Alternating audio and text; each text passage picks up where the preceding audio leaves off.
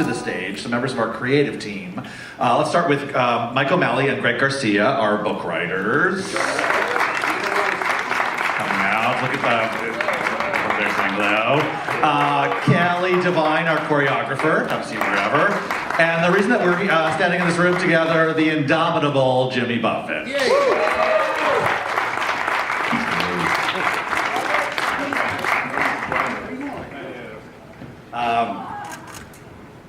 So I'm going to start with Jimmy. Jimmy, can you talk a little bit about, has Broadway always been a part of your life? In strange ways it has, because my mother started me out seeing musicals on the road where I grew up in Mobile, Alabama. I never saw a Broadway show till many years later. I don't think she would always come up here and then tell me about them. And then we'd go back and see them. So, and then in my touring world, in my other job of touring around the country, I was lucky enough to work with the Nederlander organization out there for many years. I knew Jimmy Senior, and he was the one that first kind of brought me here a long time ago to try to do something. It didn't work out then, but it seems to be working out now, so I'm happy to be here. Jimmy's been a part of this show at every stage of the development. What's it been like seeing this show come to life? It's great. I still can't believe it's actually happening. We're here in the Marquee Theater. It seems time, it's a 4-year process, I think, before when we first started talking about doing this, and it just seems like it went by so fast, and we were on the road for almost 6 months with it, and now we're here. So, in an element of time moving as quickly as it did, it also feels like a fraction of a second. And we go, when we were in Chicago like a year ago, does that feel that way to you? I mean, but so it's such a fun thing to do, and it's nice to have the songs that people know. You know, I mean, I always remember when I go to shows, I think, what am I going to be singing? What hook am I going to be singing coming out here? If I get 1 or 2, then you think that's the show that's got a shot. Well, fortunately, we got a lot of stuff that people have been singing for years that is in the show, thanks to you.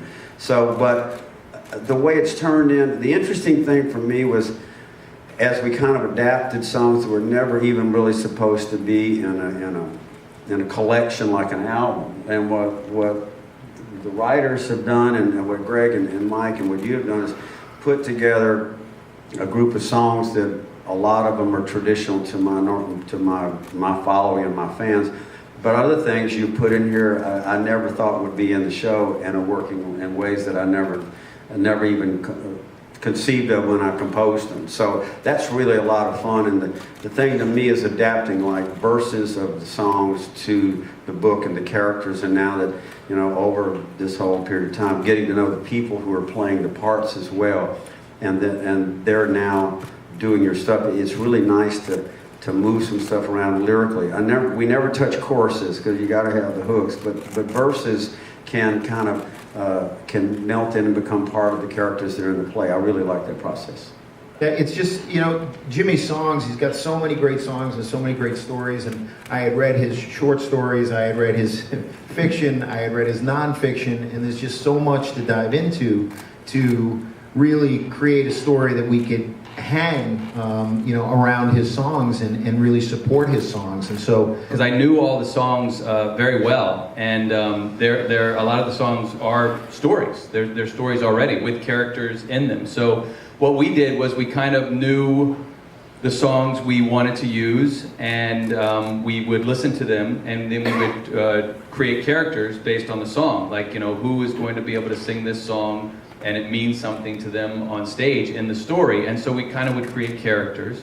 And then once we did that, we started thinking about a story shape and how these songs would fit in and what order they would go in. And then you put something there, and then you move it back, and you move it around, what have you. But it was a challenge. It was actually, you know, it's both harder and easier in the sense that, okay, well, we have a template, we know we have to get to these things, but then you're creating a puzzle that nobody's created before, so there's no formula to it, so you're just kind of figuring it all out. But when you get it, then it's incredibly exciting. And then all of a sudden, it's weird, because all of a sudden you'll be like, oh my gosh, we need a song that says this here, and then you look up and you go, oh my God, that's a song that says that, and you put it in, and you just feel like you just found gold.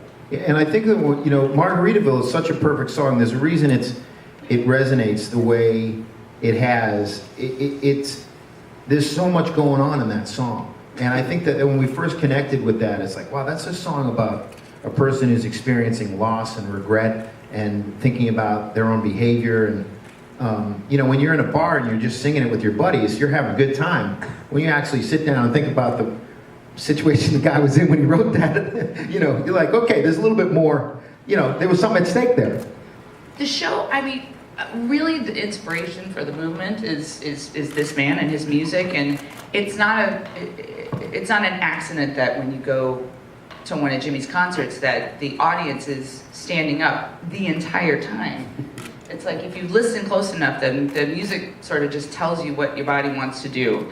And there's so many different styles. My stepfather was a reggae guitarist growing up, so I went to a lot of reggae festivals and world music festivals, and so that sort of Caribbean island flavor that you do so well feels really familiar to me. And then you've got the rock and roll side, and you know I'm a little rock and roll girl at heart, and you know, so I love that I get to tap into all those things. A ballad, a love song. It's there's just a little bit of everything, which as a choreographer is just a gift. It's like it's great. So this show premiered at the La Jolla Playhouse, which you are also the artistic director of. What were the audience reactions like there?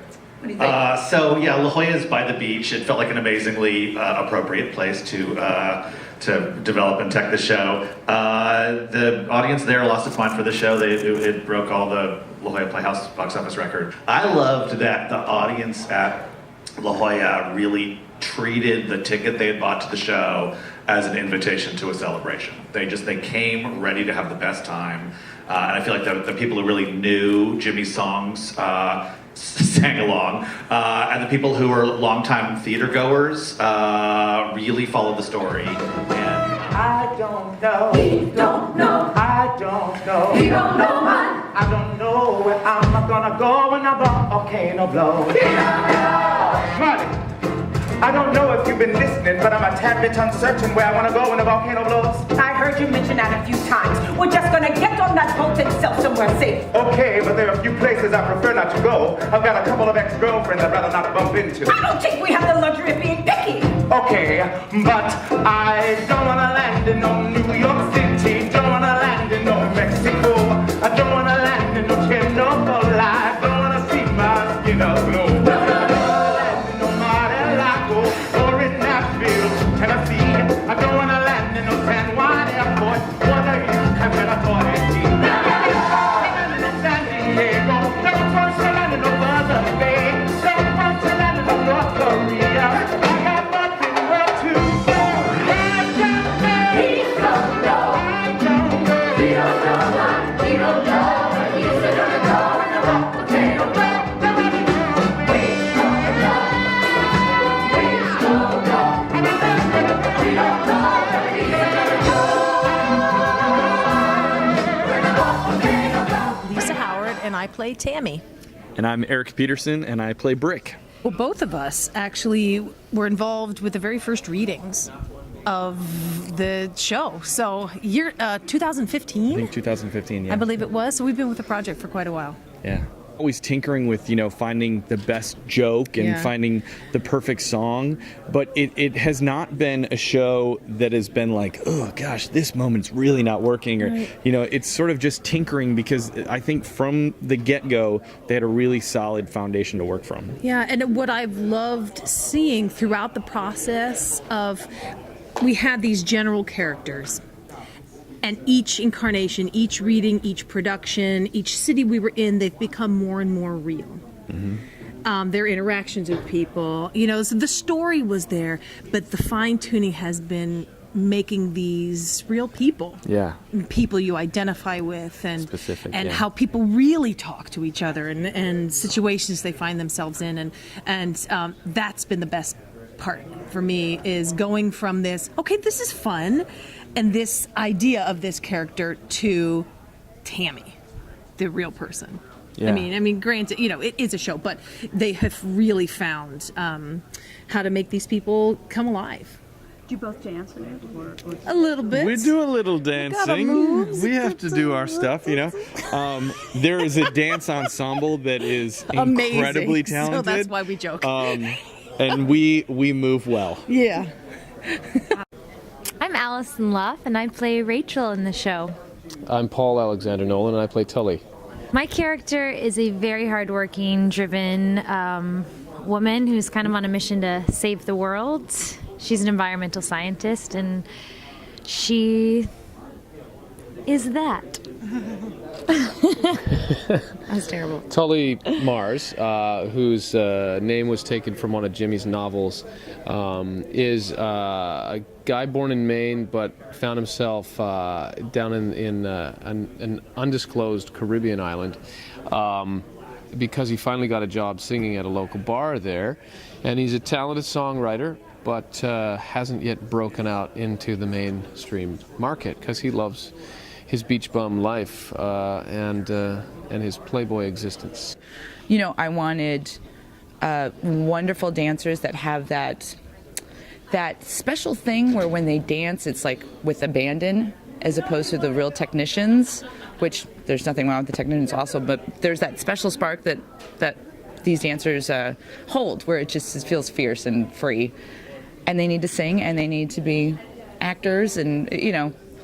We were really looking for triple threats, and it's interesting. This cast is so bonded together. They're all in a text chain that they've been in since La Jolla. So when they're not in rehearsals, they're all talking to each other and virtually and hanging out. And it's really special. We had an amazing one day. We on our day off from putting Come From Away up in New York, Kelly and I jumped down to the Keys, where Paul Nolan did 2 nights of performances in a little bar band with Jimmy Buffett, because he really wanted to experience what it's like to sing in a little bar by the beach. And we just took over this little bar for 2 days, and the audience lost their mind. And Paul, I couldn't believe that the audience kept talking while Jimmy Buffett was singing. They're like, well, this man is Jimmy Buffett. You're like, we're in the same room with him. Be quiet. But it's a bar, and everybody, keeps the party going. Yeah. And I think you can feel in Paul's performance that he really knows what those bars are like now. Yeah.